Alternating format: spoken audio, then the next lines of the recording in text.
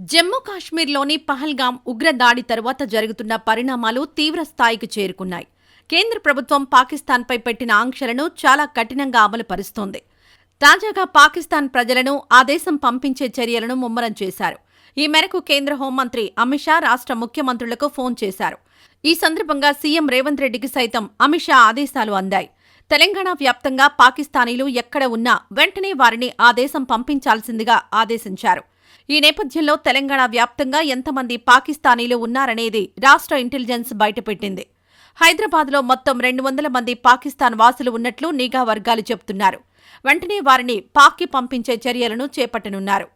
అయితే పాకిస్తాన్ ప్రజలు స్వచ్ఛందంగా వెళ్లాలని అధికారులు సూచిస్తున్నారు.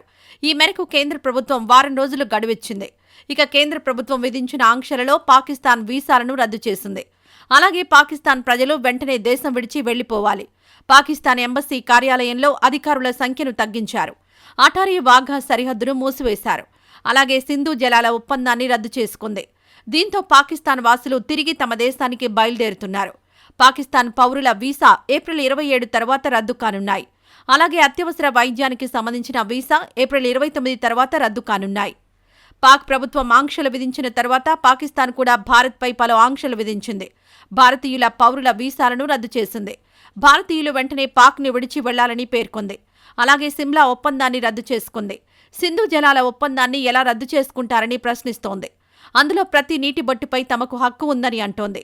ఇదిలా ఉంటే ఎల్ఓసీ వద్ద పాకిస్తాన్ కవ్వింపు చర్యలకు పాల్పడుతోంది.